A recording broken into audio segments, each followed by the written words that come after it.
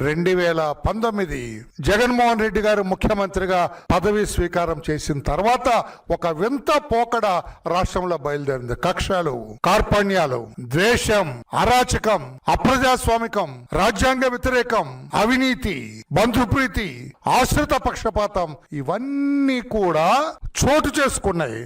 వాటన్నిటికీ మించి ఫ్యాక్షనిజం, ద్వేషం అందులో భాగమే. ఆనాడు ప్రతిపక్ష నాయకుడిగా ఉన్న నారా చంద్రబాబు నాయుడు గారి పైన స్కిల్ కేసులో వీళ్ళు ఒక చెత్త కేసు రిజిస్టర్ చేశారు. చంద్రబాబు నాయుడు గారి పైన తప్పుడు కేసు బనాయించి ఆయనను 53 రోజులు జ్యుడిషియల్ కస్టడీకి పంపించారు. 53 రోజులు తప్పుడు కేసులో, దొంగ కేసులో పంపించారు. అప్పుడు పాపం చంద్రబాబు నాయుడు గారు మొత్తుకున్నారు, అయ్యా అందులో ఏమి లేదు, నా ప్రమేయం లేదు. ఆనాడు సిమెన్స్ స్కిల్ డెవలప్మెంట్ ప్రాజెక్ట్ కి ఏపీ స్కిల్ డెవలప్మెంట్ కార్పొరేషన్ 370 కోట్లు సమానమైన నిధులు రిలీజ్ చేశారు. అది వాళ్ళకెళ్ళినాయి. మీరు చెబుతున్నట్లుగా చంద్రబాబు నాయుడు గారికి కానీ, ఆయన షెల్ కంపెనీల ద్వారా ఆయన ఆదేశించిన వాళ్ళకు కానీ మిగతా ఖాతాలకు కానీ వెళ్ళలేదని ఎంత మొత్తుకున్నా కూడా వినకుండా కావాలని చెప్పి కక్ష, కార్పణ్యం, పగ, ద్వేషం, ఒక ఫ్యాక్షనిస్ట్ వ్యవహరించినట్లుగా, ఒక పూర్వకాలంలో శత్రువులను చూసినట్టుగా.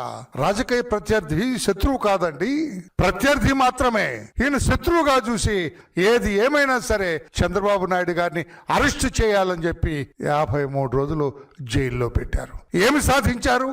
ఈ రోజున ఏ సిఐడి, మీ హయాంలో పనిచేసిన సిఐడి మీ మాటలకి, మీ అడుగులకి మడుగులొత్తి, మీ ఆదేశాలకి తలొగ్గి, ఉచ్చ నీచాలు కూడా ఆలోచించకుండా, తాము చేస్తున్నదేంటో తెలియకుండా ఆయన్ను అరెస్ట్ చేసి ఆ రోజు చూసాం నంద్యాలలో.